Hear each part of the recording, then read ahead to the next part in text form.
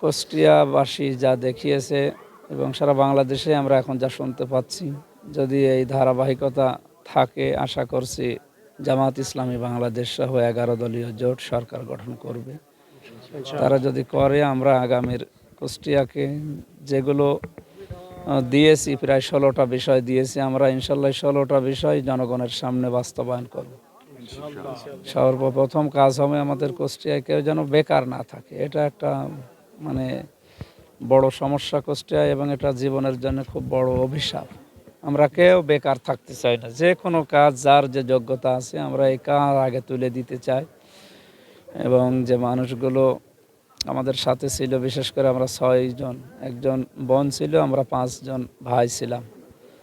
আমরা প্রতিদ্বন্দ্বিতা করেছি, আসলে প্রতিযোগিতা সবাই আমরা এই মনে করেছিলাম যে আমরা ভাই এবং বোন। আমরা এসপি সাহেবের সামনে এই কথা বলেছিলাম যে মন খারাপ করার কিছু নেই। আমিও যদি বিজয়ী না হতাম, আমিও আপনাদের শুভেচ্ছা জানাতাম। আশা করছি সবাইকে নিয়ে আগামীর কুষ্টিয়ার উন্নয়নমূলক যত কাজগুলো আছে, আগে আমাদের বেকার সমস্যা দূরীকরণ দিয়ে আমরা শুরু করবো ইনশাল্লাহ। 53,722 ভোট বেশি পেয়ে বিজয়ী হয়েছে দাঁড়িপাল্লার প্রতীক এখানে কুষ্টিয়া সদরে। সব প্রশংসা আমি আল্লাহকে দিচ্ছি এবং কুষ্টিয়ার 3 আসনের জনগণকে। আমরা তো জিরো টলারেন্স দিয়েছি, বিশেষ করে চাঁদাবাজির উপরে। চাঁদাবাজি, দখলবাজি আমরা ইনশাল্লাহ কুষ্টিয়ায় রাখবো না। এতে যদি ঝুঁকি নিতে হয় তাও নেব। আমরা বাংলাদেশে এই 2টা জিনিস রাখতে চাই না। অস্ত্র তো, অবৈধ অস্ত্র বাইরে থাকবে না। যেগুলো বৈধ অস্ত্র আছে সরকারি ব্যবহার করবে, প্রশাসন যেগুলো ব্যবহার করে, ওনাদের বাহিনী যারা আছে তারা। বৈধ অস্ত্র কেউ যদি লাইসেন্স করে নেয় সেটা আলাদা। অবৈধ অস্ত্র বাইরে থাকতে পারবে না, যেটা মানুষের জীবনের জন্য হুমকি। আমরা যেগুলো দিয়েছি এগুলো আমরা 100% চেষ্টা চালাবো, বাকি আল্লাহর ইচ্ছা।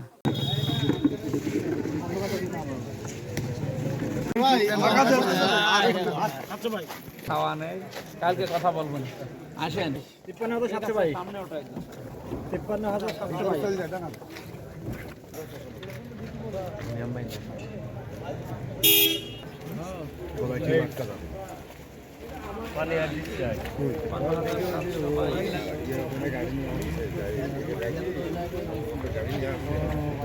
হ্যাঁ তানবীর, পানি বোতল দাও। অভিনন্দন।